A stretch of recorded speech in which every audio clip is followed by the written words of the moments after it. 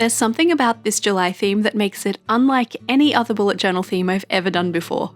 I'm featuring some old favourite classic layouts and introducing a new one, making use of this incredible new stamp set, a gorgeous trio of tapes, and experimenting with this mysterious powder and a heat gun. It'll all make sense in a moment, I promise. Hi, I'm Erin. Let's get set up for July, even if it's a little late. This will be my very first theme in my new notebook for the second half of the year. This one is the original size notebook Therapy in the Luminous Garden cover. And I'm so excited to finally be using these beautiful new stamps to my collection from Printing Stamps London. These were very kindly gifted to me by Claire at Printing Stamps London when I was in England not too long ago. They're amazing brass stamps, so they're built to last. You can also use them with sealing wax if you want to. And this collection has both the alphabet and a full set of numbers too, which is fantastic. This set is actually called Erin's Collection Box over on Printing Stamps London. I have it linked down in the description. These are incredible quality, so they are not cheap stamps, but if you do want to get your hands on a set for yourself, use code ERINART at checkout and you'll save a huge 20% off this set. That code will only work for Erin's Collection Box though, not for everything else on the site. I'm teaming those stamps up with this little set of alphabet stamps as well. And here's what's going to make this whole theme sing. This is my first time using embossing powder in my journal. I actually bought this from Printing Stamps London when I was there as well. They don't have this listed on their website, but you can get it from other places. I'll show you how this works in a second because it is mesmerizing, but to activate it, you need a heat gun like this. But first, the powder has to stick to something, so I'm going to be using the VersaFine Onyx Black ink pad and this cool embossing pen. As always, there are links to everything I'm using in this video down in the description. We're starting on the left side here on my quote page, so I'm jumping in with the word I want to feature the most in my quote, which is flowers, and I'm writing that with the brush end of my embossing pen.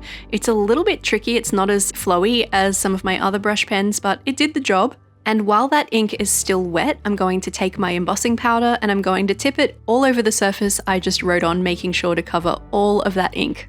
I know right now it just looks like I'm pouring dirt on the pages of my journal, but this is actually a gold embossing powder, so you'll see this is going to be so pretty. Since there is some mess involved in this process, I'm going to go ahead and letter the July header on the right side as well, add my embossing powder to that, and then we'll tip all of the excess embossing powder off the page and get to the good bit.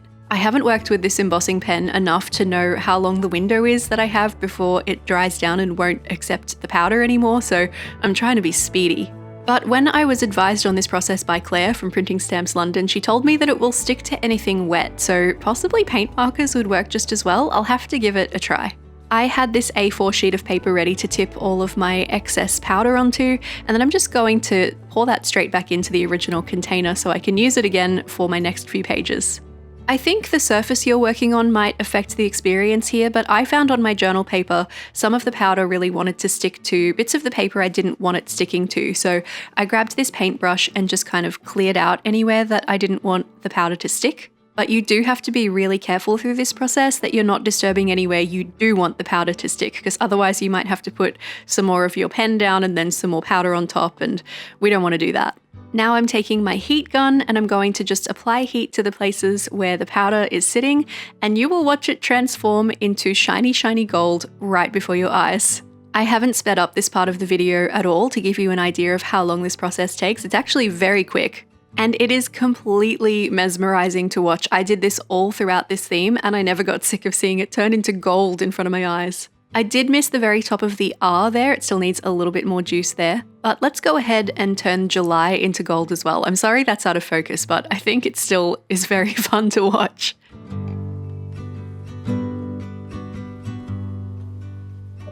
For the full effect, let me bounce this backwards and forwards under my lights for a second so you can really see that shine and luster. There is a little bit of texture to it, so if you wanted a perfectly smooth gold effect, this probably isn't the way to go, but I love that bit of texture. I think it really does make it look like there's liquid metal in my journal. It also has a really nice tactile kind of raised feature to it, so I'm actually going to do the same thing again now with my stamps.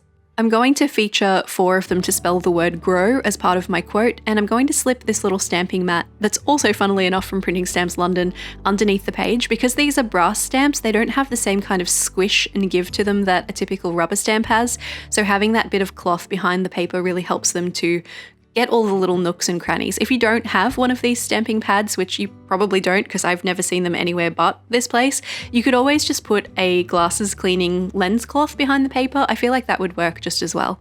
I've discovered that rocking the stamp up and down and left and right kind of gives me that full page coverage that I'm looking for.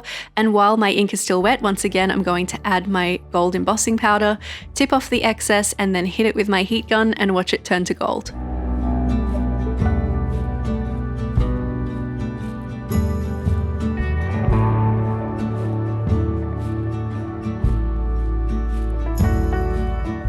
Wow. Just wow. This, I feel like, is going to be something that I want to do in my journal all the time now. I would advise clamping your pages down using some clips to keep everything nice and flat because the heat can warp your pages of your journal a little bit, but I found that if you clamp it, the warping effect is quite minimal, so I really don't care if my pages get a touch curly. It's so worth it for me. I'm filling in the rest of the quote with my regular letter stamps. These ones are rubber, but I wanted it to look a little bit softer than a black. I felt like black would be too harsh in this theme, so instead I'm just colouring the surface of my letter stamps with the Tombow N57 brush pen and then stamping them on the paper while that is still wet. There's a lot of while it's still wet going on in this theme. My quote this month is from Amna Danani. It reads, "If softness was weakness, the flowers would never grow." Speaking of flowers, it's time to add some pretty stuff. Starting with this trio of washis that is a recent release from the washi tape shop. This is the Sunlit Orchard set, and they are so beautiful, and you can use my code Erinsmith10 at the washi tape shop if you want to get 10% off those or anything else. And I'm teaming it up with this little trio of tapes. Two of them are from Paper Monogatari. The top one is from the Tiny Bookshop collection. The bottom one I don't think you can get anymore. And this is just a solid pink washi tape from MT. In case you haven't come across my journal decoration cheat sheet formula yet, I am using it to great effect here. So I mentioned this on the Planner Pals podcast when I chatted with Jess and Mark about this a few months ago too. It's kind of a rule of threes. If you're not sure where to start when you're decorating a page in your journal, I recommend that you have a solid, a texture, and a detail. I started with the Sunlit Orchard set of tapes as my inspiration for this theme, so I've drawn my colours from those. So those are my detail. The solid is the pink washi tape that I'm laying down here, and the texture is the text tape. Technically, this green tape is also a texture. It could also pass as a solid. It's got very, very subtle details on it, but I don't have very much of it left, and I'm definitely going to run out while we set this up. So I'm not focusing too much on that one. It's just there as like a supporting cast member. I've made all of my important information, the quote and the header for July, fairly central on the pages, which meant I had space left at the top and bottom, and so I'm going with this kind of top and bottom letterbox style of decoration. And for the most part, I'm trying to make sure that each of the things I lay down is touching something else, but I do like to have a couple of things just sort of floating nebulously amongst the elements of my quote too.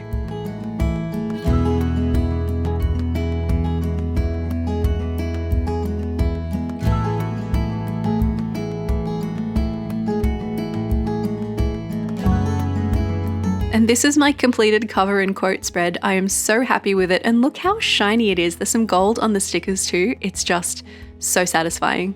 I would warn you to potentially not close your pages right away on a large area that you have filled in with embossing powder though, because I had a little bit of a struggle, and I'll show you that at the end. We've moved on to my calendar page now, actually calendar spread because it goes over more than one page. It's 2 pages, so it's a spread. I'm adding a little row at the top of each of my calendar boxes. I'm going to just have them open and floating, and usually when I set my calendar up like this, which is basically a normal grid just without the vertical lines, I will use a marker to colour in the dot grid space that's at the top of each calendar box as a place to put the number for each day of the week, but I wanted to mix this one up and do something a little bit different, so instead I'm filling that box in with the washi tapes that we used on the previous page, and I've only, as I mentioned, got a tiny bit of that green left, so I'm going to make sure that it gets the least use here, and we will double up on the others. I'm just using a metal ruler and a craft knife to make these cuts, and you don't even really have to use a lot of pressure to do this. I do recommend that you stick to a thicker page notebook to cut out washi tape from directly on your page though, or you might end up accidentally slicing through your page, but on a 160 GSM notebook like this, it is just fine.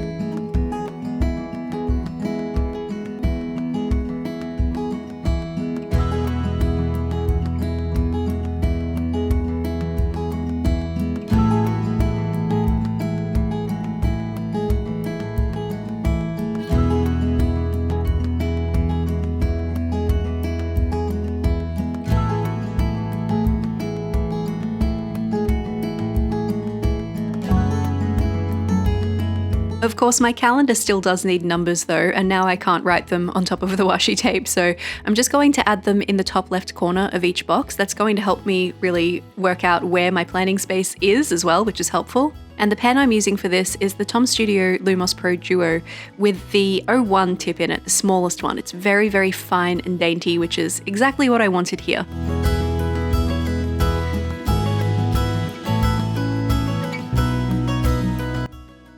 When you've got gorgeous letter stamps, you might as well use them, so I'm going to use them to add the initial for each day of the week along the top of my calendar, and then cover them with embossing powder and tip it off and hit it with heat so that they're going to be nice and shiny and gold.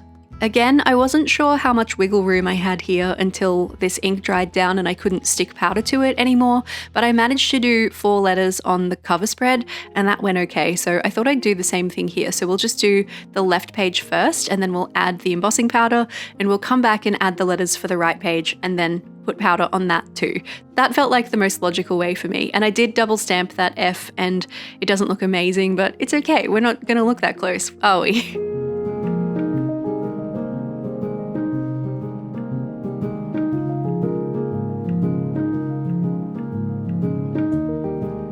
If you find yourself also working with embossing powders in a journal like this, I would definitely recommend doing all of your embossing first and then adding elements like stickers and washi tape, because I did end up with little bits of embossing powder trying to get under my washi tape, but it's okay. I think I just brushed it all away. I think it worked out okay, but definitely embossing first is the cleaner, more effective system, I think. And I didn't always do a perfect job. As you can see here, the bottom left corner of the M is not completely gold. The top right corner of the T also didn't get the gold for some reason, but I think it's fine and I'm just going to roll with it. This time my leftover space is on the left and right sides vertically, so guess where I'm going to put my decoration? First of all, the beige text washi tape, then a little strip of the pink washi tape, and then we'll add some of the Sunlit Orchard stickers on top. Speaking of those stickers, they're actually a new kind of sticker from the washi tape shop. They've had rolls with Kiss Cut stickers on them before. They've been washi tapes and they've been PET tapes, but these ones are something else. They're calling them script tapes. And they're basically paper stickers, so they're thicker than a washi tape, they're more opaque than a washi tape, but they're not shiny like a PET. They're very, very nice, and I think they're called script because you can write on them if you want to. I wouldn't write on these ones, but the option's there just in case you would. Since I didn't have any decoration closing in the bottom of the calendar, I added a little broken line down there to make it nice and soft. Mitsu came to tell me I was doing a good job and I gave him a little tickle. And now we can get back to adding these stickers around. And I think you can see it here, right? They blend into the page, but they're not a little bit translucent like the washi tape stickers. They're fully opaque. They are a touch thicker than a washi or a PET sticker, but not so much that it would bulk up your journal too much, I don't think.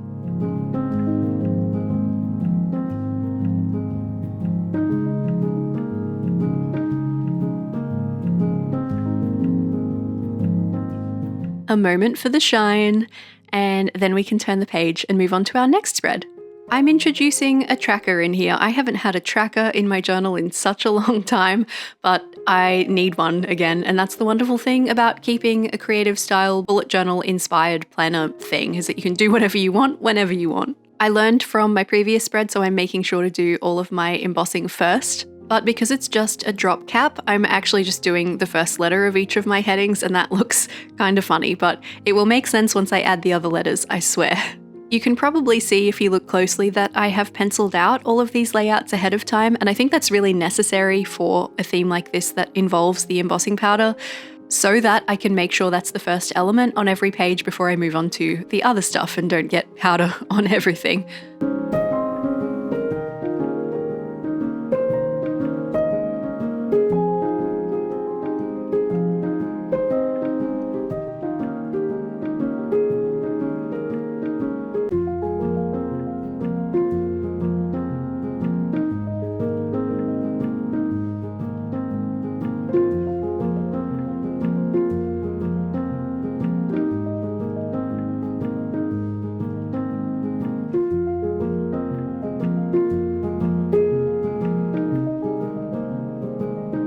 Sometimes adding a new functional page to a journal can be a little bit intimidating when you're not super sure about it, so I started decorating on the right side first with something a bit more familiar. This one is just for a focus for the month. I'm calling it a focus rather than goals because I'm kind of running on empty at the moment and struggling to get a lot of stuff done. So I don't want to set too many goals and feel like I'm overwhelming myself. So that's at the top. The bottom half of the page is a highlight section just for taking a note of any nice and good things about the month. Both of these sections are quite open. I did mean for them to be even, but I've accidentally made the highlight section a little bit smaller than the focus. It's whatever. I don't mind. It's totally fine.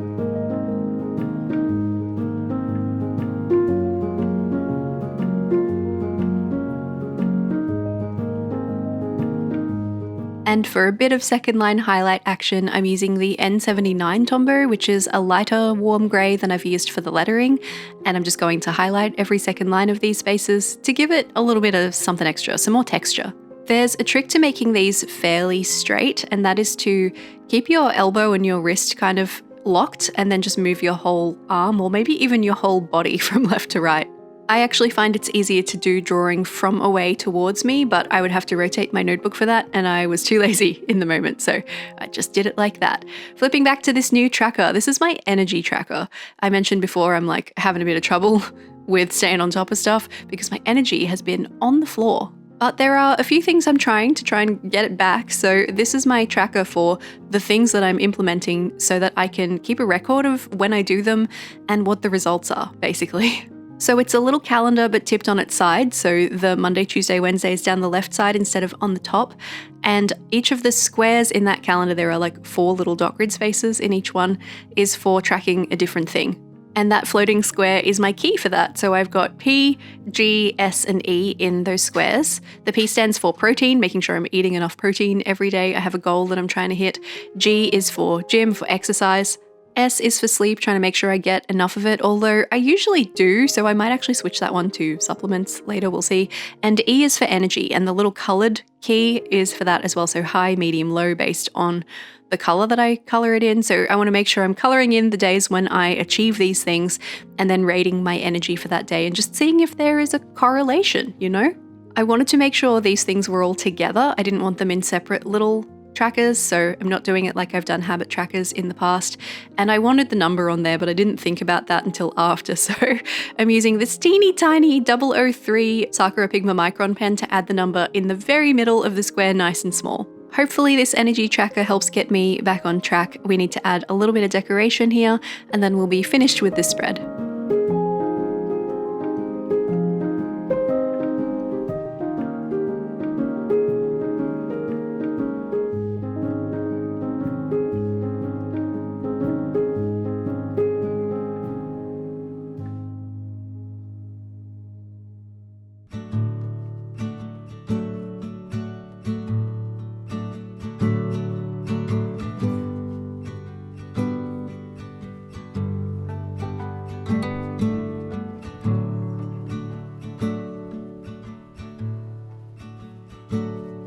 Tracker, focus and highlights are all set up now, so we can move on to an old favourite, a classic. This one's going to be my content planner. Those flagging energy levels have been preventing me from making my usual amount of content, but I'm really hoping that I can get back to it soon, so I am rather ambitiously planning as though I were just fine, and posting 2 videos per week as usual, which is not the case, but hopefully soon. This is kind of a gridded Alastair method rolling task list thing because most videos have basically the same workflow. So I have the workflow on the far left and then just a checkbox for each video that I make over the course of the month, and I can just tick those off as I go, complete the tasks, and hopefully stay on track to make 9 videos for the month of July, although we shall see how many actually happen. I'm making no promises at this stage. I'd originally planned to draw this grid out with the broken line that makes it look very nice and soft and airy, but honestly, I was not feeling it. I was just feeling too lazy to do that. So a nice fine line, I think, is perfectly fine. I just really didn't want to make black a focus of any part of this theme, really. So the finer the line, the better in that kind of instance.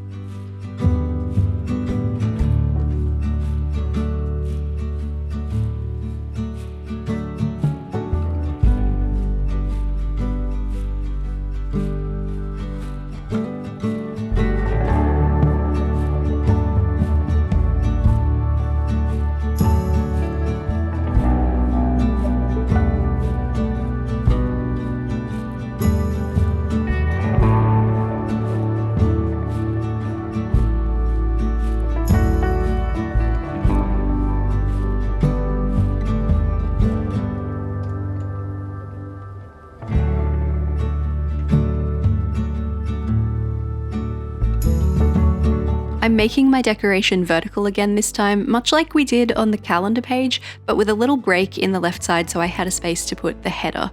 Ordinarily I'd put it at the top and then just decorate underneath that, but I thought this would be a fun little different way to do it.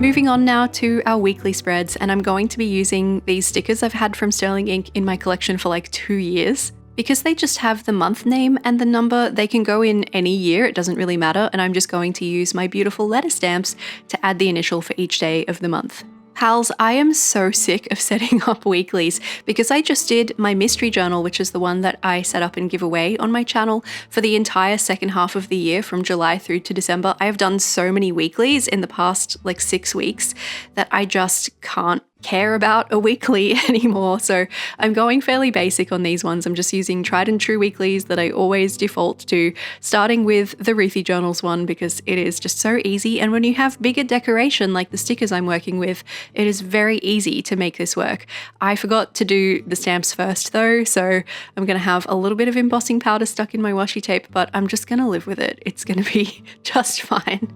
This weekly basically entails dividing each page into 2 columns vertically and 3 rows horizontally, and then just kind of checkerboard deciding where you want the planning to go and which ones will have the decoration. So you can see from the locations of the letters versus the washi tape that I've got down here, essentially where the planning will go versus where the pretty will go. I come back to this setup for my weeklies over and over because it is actually so versatile. Like if you just write a few things for each day in the spaces, if you don't have a lot going on, it looks fantastic. And if you write a lot and you make yourself like 2 columns of to-dos, it still looks really good. You have lots of space to plan, so I really enjoy it for that purpose. They're kind of square decorative spaces rather than a vertical or a horizontal weekly layout, and that works really well for me.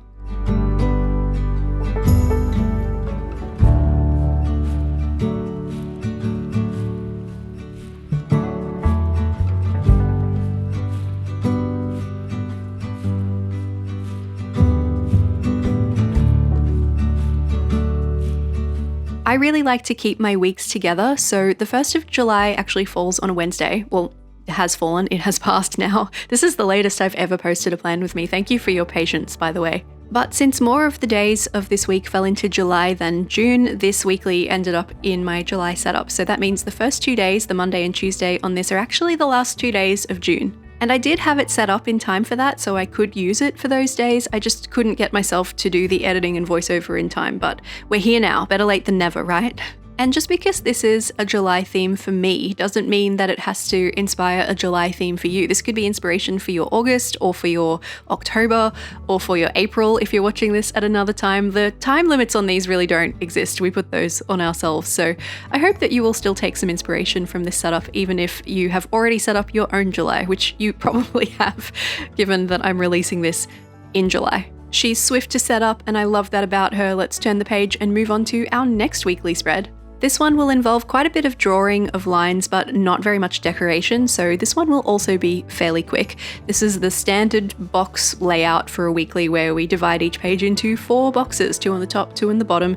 You just find the middle and count like a box away from that, and then draw your line up to the top. I like to leave an empty row at the very top of the page, the bottom, the left and right sides, and just give myself a bit of a margin. You can always do 8 boxes if you prefer and give yourself a note section, but I gotta have my decoration, so I left the bottom right space empty, and I'm going to add my pretty there, but first we need some gold letters and some stickers for the days of the week. Also, I'm not above using my embossing pen to colour in the spaces when I don't get a clean stamp. It is a very good workaround.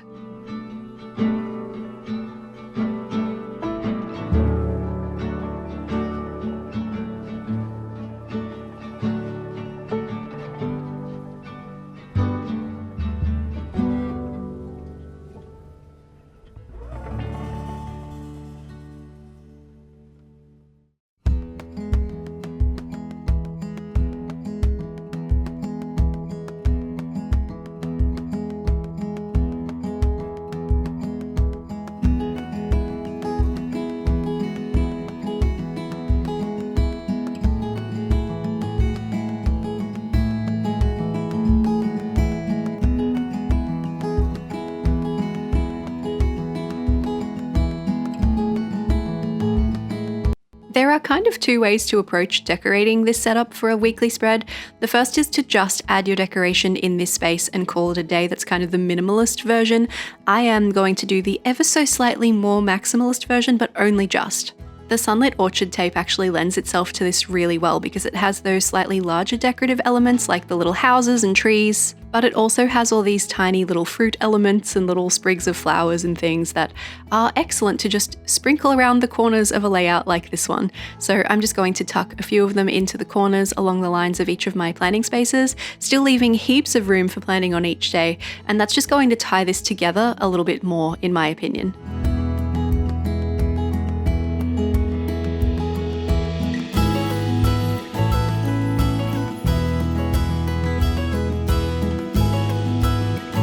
July's one of those months where if you like your weeks to stay together like me, you're going to end up setting up 5 weeklies, which is fine, it happens fairly often, but the months when you only have to set up 4 are like a little blessing. And every now and then you'll get a rogue month that randomly has 6 and you're like, oh no, how did we get here? This is a pretty simple weekly. I'm just doing a column for each day. I do typically prefer vertical planning for my weeklies rather than horizontal, so this one works pretty well for me, but the columns are fairly narrow. Only 5 dot grid spaces wide for each one. I am again working in a smaller journal here. The Notebook Therapy original size is kind of like a proprietary size, I think, but it's approximately a B6, so it's smaller than A5. If you're working in a notebook with bigger pages than mine, you can make your columns bigger, but I'm just working with what I've got here. Funnily enough, this is not my first Notebook Therapy original size journal to use for my main bullet journal. I actually used 2 of them back to back in 2021, so I've been around this size a little bit in the past, and I found it worked fine for me then. At the time, I didn't really understand notebook sizes that well, so I didn't realize I was buying a smaller journal, and I honestly didn't even really notice it when it arrived until I put it on top of an A5 journal and went, oh, this one's smaller. I feel like this is a good size. I like this one. My stickers are a little too wide for my columns though, so I'm going to cut these ones down. At first, I was just going to cut them all down with the craft knife, but I realized it would be quicker to just snip the edges off with scissors before I committed it to the page, so we're going to do that just to make sure that everything fits.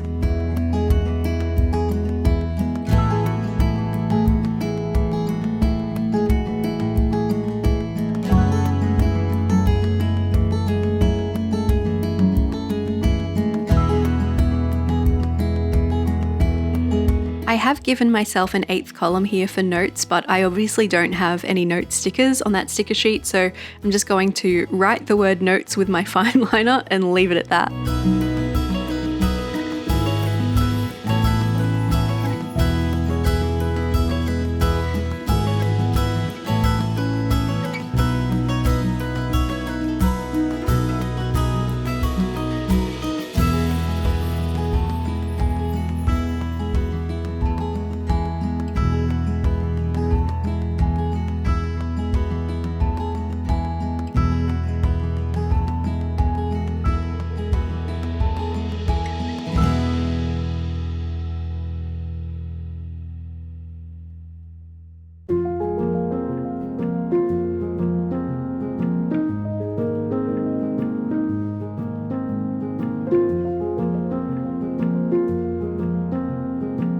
Weekly 3 is complete. Let's move on to weekly number 4 for July. This one has a pretty similar setup to the Ruthie Journals layout, but oh, disaster. Oh my goodness. Don't you hate when you're stamping something and your tiny stamp pad flips up and lands face down on your page? Oh my god.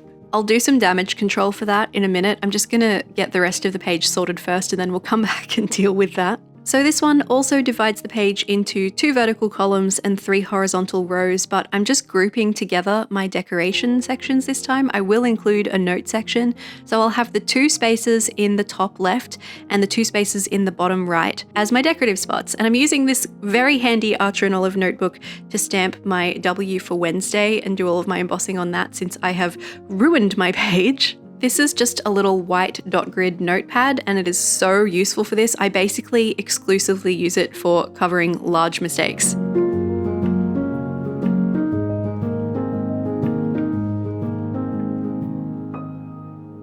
For whatever reason, I don't know, maybe I left it too long, but the Monday and the Thursday initials didn't really work so well with the embossing either. They didn't turn gold when I hit them with the heat, which makes me think not enough of the embossing powder stuck to them. So I'm going to redo those ones on my excess paper as well.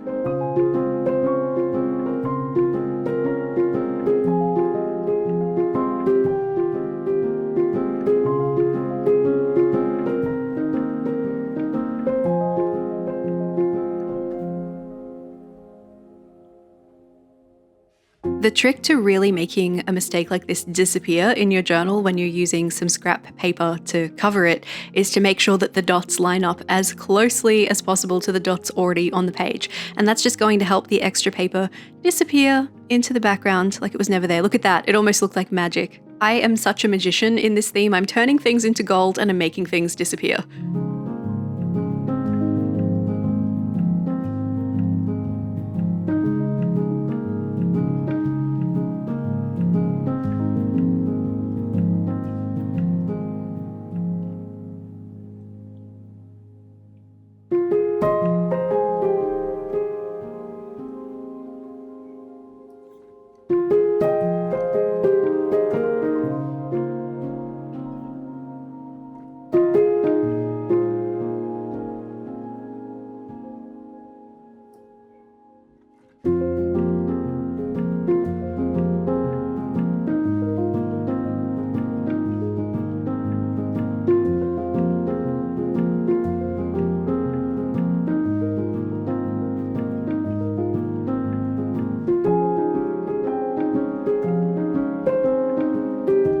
It's time for me to say a sad farewell to this light green washi tape from Paper Monogatari because I am just about to finish it up. That is the very end of the roll right there. In fact, where I ripped it off, it's got a little bit of paper stuck to it, so I have to put a touch of glue tape on the end there to make this work like a washi tape without that part lifting up. It's a bittersweet feeling finishing a washi tape. It's like, I've achieved something, but also, I'll miss you.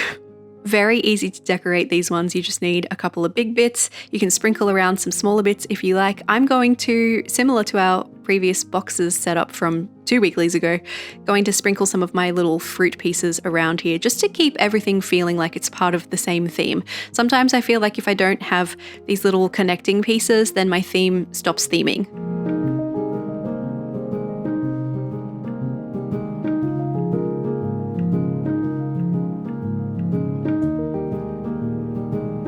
One more weekly and some finishing touches and we'll be done with my shiny July. And I'm going with a horizontal weekly layout for this one, partly just because I haven't done one yet and I think they look beautiful even though I find them a touch more difficult to work with, but also I'm just running out of ideas. And I knew this one would be quick and easy to set up as well. This one just divides the page horizontally into 5 rows. If you're not sure how tall each of those spaces should be, you can actually just count the dot grid spaces in your journal and divide it by 5 in your calculator or with your mind if you have good mental arithmetic.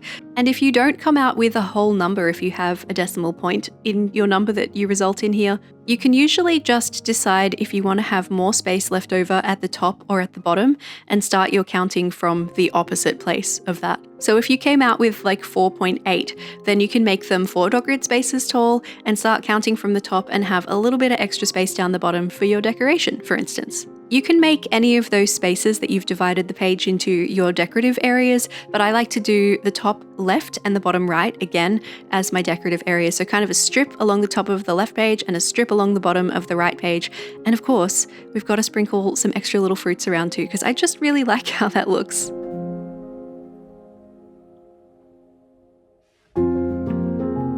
That's our last weekly done, and I thought I was finished at this stage and I went to film my flip through, but when I went back to the first page, I realized that something had gone horribly wrong. I don't actually have it to show you because I panicked and didn't record this part, but I believe that this part of the July wasn't dry when I closed the book, and so the gold actually transferred to the opposite page, and I was able to scrape it off with my craft knife, and it's left this little smudge, and I don't like it. I don't seem to have had the same issue with any of the letters that I stamped. I think it was just with the marker that I used and that maybe there was a lot of ink there and it just needed to dry. So I want to fix this too because it's gone black here. So I thought I'd hit it with the heat gun. I turned a little bit of it gold again, but I think I'm going to get in there with the same pen, color in the spots that have lost their gold and re-powder this part and just see if I can bring that color back. A little bit of the O has also kind of tarnished a bit, which is weird.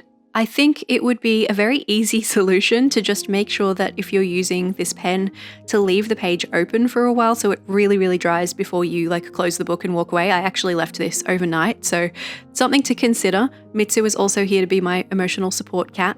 Thankfully, layering this up and just hitting it with heat again absolutely worked, and now we can finally flip through my July theme from start to finish. It was so cool after nearly a decade of keeping a bullet journal to do something so different for this month. I'd made some attempts to use embossing powder in the past that failed spectacularly, so to achieve the look I was going for this time was really satisfying, and I especially think it looks incredible on these intricate little stamps. Don't forget to check out Printing Stamps London if you'd like to get your hands on some for yourself, and use my code ERINART to get 20% off, which is a big discount. And if you've ever used embossing powder in your journals before, or if you do so after this, I would love to see, so please do tag me if you have them on Instagram or send them to me or whatever you like, because I would really love to see. Likelihood that you're still looking for July inspiration is probably low, but just in case, here's July in the mystery journal on blackout paper with a celestial theme, and here's a link to another video that YouTube thinks you might enjoy.